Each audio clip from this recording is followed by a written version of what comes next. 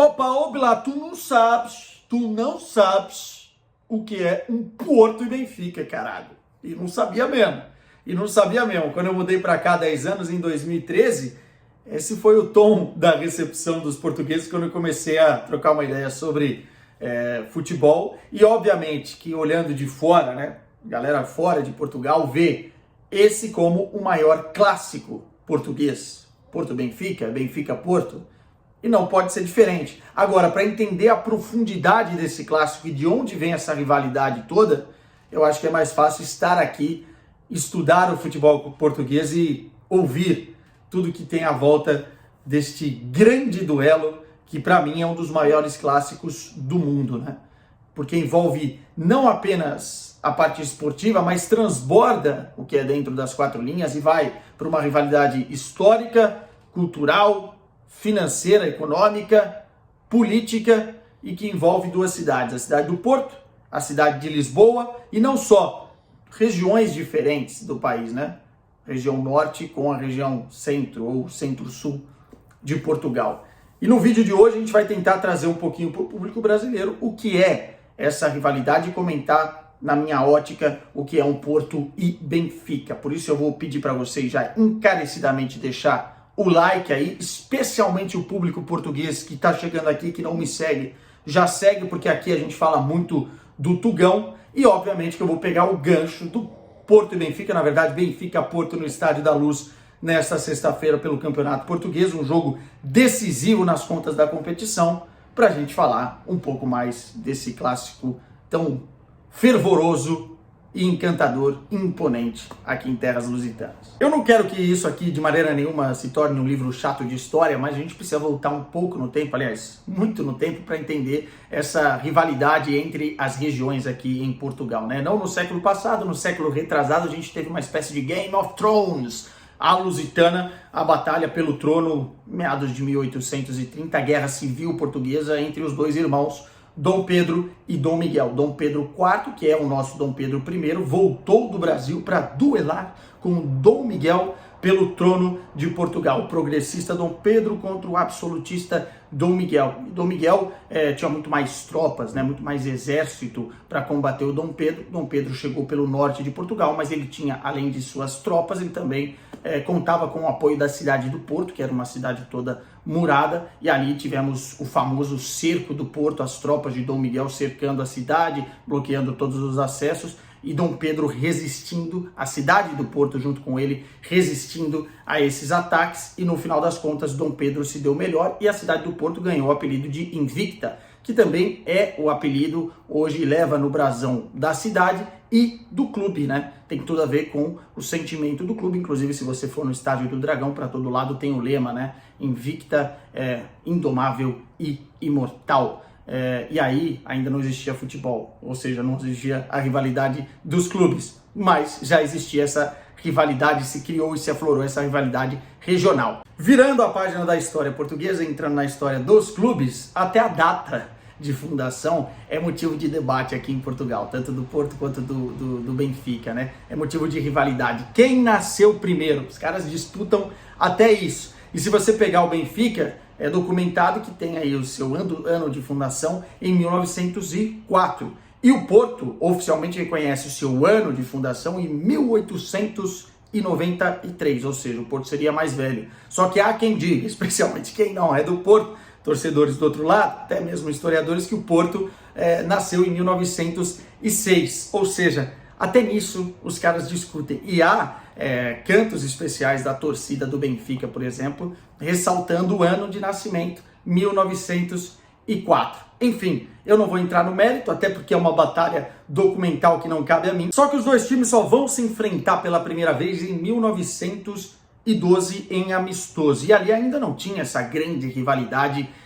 entre os clubes, né? Também era o início dessa história. Inclusive nas décadas seguintes, essa rivalidade nunca foi assim tão aflorada, até porque o Sporting Clube de Portugal sempre também teve uma palavra a dizer, especialmente na década de 50, com os 5 violinos, o Sporting tinha realmente um domínio em determinado momento do futebol português e também vivíamos uma época de ditadura militar, né? Aqui em Portugal, que durou quase 50 anos, até a década de 70. Então, portanto, a rivalidade entre Porto e Benfica era aí mesclada com o Sporting, tendo uma palavra a dizer, o Benfica no melhor momento em um determinado período, o Porto em um melhor momento em outro período, mas mais o Benfica, especialmente depois da década de 60, que aí tem esse senhor aqui atrás de mim brilhando junto com o Coluna, junto com o Simões, aquele esquadrão do Benfica, que é bicampeão da Liga dos Campeões da Europa, a versão antiga, e também domina por um tempo,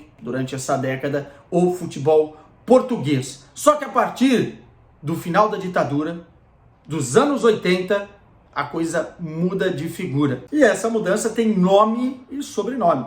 Jorge Nuno Pinto da Costa assume como presidente do Porto em 1982. Aí alguns vão estar perguntando aí, pô, mas esse é o nome do atual presidente do Porto. Sim, desde aquela altura, desde aquela época, Pinto da Costa continua sendo presidente. Mais de 40 anos na presidência, é o presidente mais titulado da história do futebol. E no discurso, quando ele assume, na prática e no discurso, ele traz essa revolta, essa luta contra o centralismo, né? Ressaltando o regionalismo do Porto, do norte de Portugal, contra o centralismo de Lisboa. E aí, envolvendo até a parte política de Portugal, criação de partido político mais forte, que dá mais pujança ao norte do país, enfim, lutando com unhas e dentes, tanto na esfera esportiva, quanto fora dela, né? Quanto na esfera política e cultural do país. E, cara, esportivamente dá muito certo.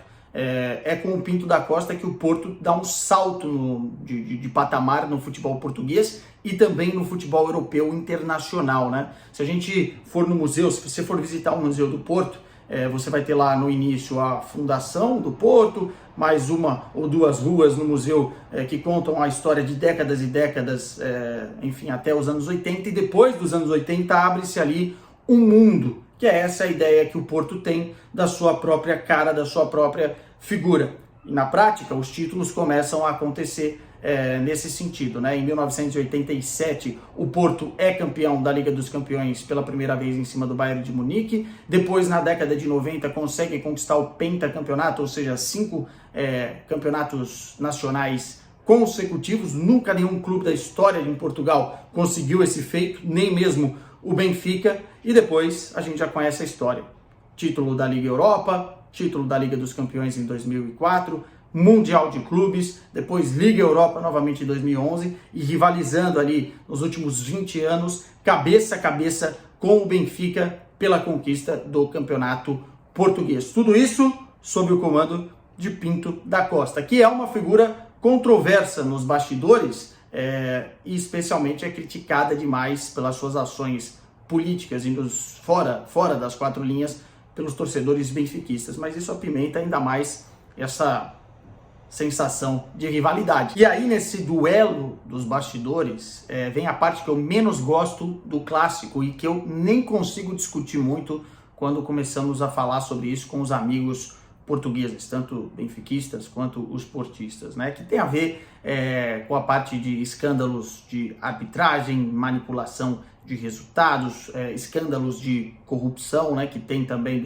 dos dois lados, e eu não vou entrar no mérito desse terreno espinhoso, porque o que tem que ser julgado vai ser julgado, o que já foi julgado foi julgado, não cabe a mim dizer. E eu acho isso internacionalmente, a visão de um brasileiro sobre isso, chata, porque toda vez que você senta para conversar de futebol, sempre vai ter ali alguém que vai levantar alguma questão sobre resultados, sobre manipulação de resultados, e isso, não é o que eu quero falar no vídeo de hoje. Mas tem uma galera nas redes sociais que insiste em perguntar quem é maior, Porto ou Benfica. É muito difícil traçar esse paralelo e essa régua por conta dos números, né? Eu acho que os dois são equivalentes, né? Se a gente olhar a nível nacional, o Benfica tem mais títulos. São 37 campeonatos, além de outros títulos, contra 30 campeonatos do Futebol Clube do Porto. A nível internacional, o Porto tem mais títulos. Tem Mundial, conquistado aí com o nosso caso aberto, contra o Once Caldas, né? Depois da Champions de 2004, tem também as conquistas da Liga Europa, né? São duas, o Benfica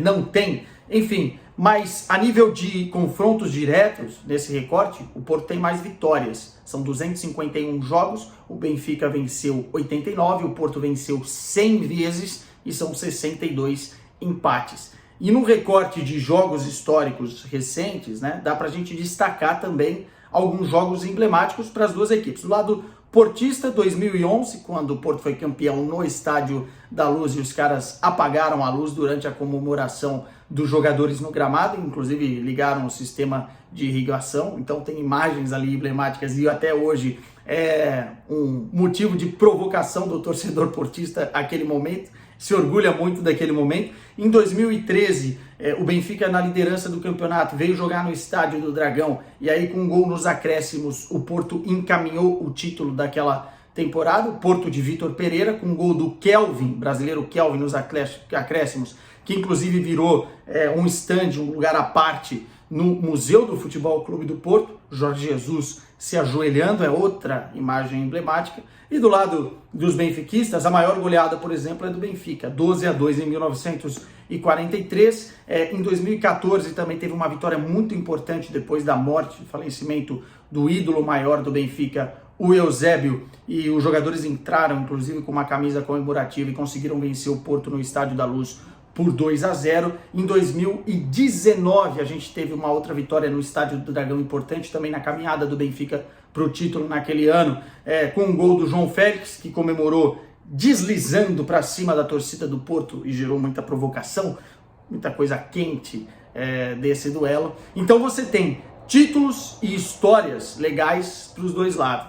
Não dá para definir quem é maior, pelo amor de Deus. Nem me coloque nesse balaio de gato. E trazendo agora então para os tempos atuais, para esse saboroso duelo que teremos nesta sexta-feira pelo Campeonato Português, a verdade é que o Benfica não conseguia vencer o Porto há muito tempo, até essa temporada. Desde 2019 o Benfica não vencia do Porto e conseguiu vencer no primeiro turno do Campeonato Português no Estádio do Dragão por 1-0. Já o Benfica de Roger Schmidt. E a verdade é que nessa temporada, até por conta dos problemas do Porto, que teve que negociar jogadores por valores abaixo para pagar as contas, né, e não conseguiu contratar bem, o Porto ficou abaixo na tabela de classificação. E eles se encontram num momento muito melhor para os encarnados. O Porto já está eliminado da Liga dos Campeões da Europa e está a 10 pontos do Benfica na tabela de classificação, faltando 8 rodadas. Ou seja, se o Porto não ganhar do Benfica,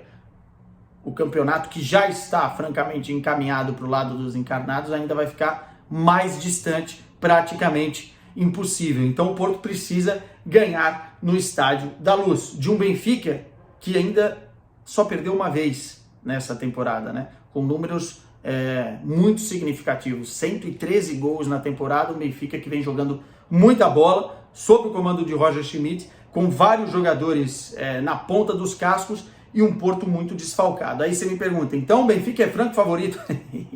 Não. Contra o Porto, cara, o Benfica realmente vai ter dificuldades. Até porque é um duelo de estilos entre Sérgio Conceição e Roger Schmidt. E o Porto, quando entra para jogar com o Benfica, seja no Estádio do Dragão, sempre dificulta, ou seja no Estádio da Luz, sempre dificulta, e eu acredito que vai ser assim, mesmo com todos os desfalques que tem. Dragões de um lado, águias do outro, até nos símbolos, essas duas equipes fazem aí uma rivalidade interessante. E para mim é um privilégio, como um jornalista brasileiro aqui em Portugal, poder acompanhar esse clássico, que é um dos maiores da Europa e um dos maiores do mundo. Para vocês, deixa aí nos comentários quem vai levar a melhor entre Porto e Benfica, Benfica e Porto, no Estádio da Luz, nesta sexta-feira. Tchau, depois do jogo tem vídeo.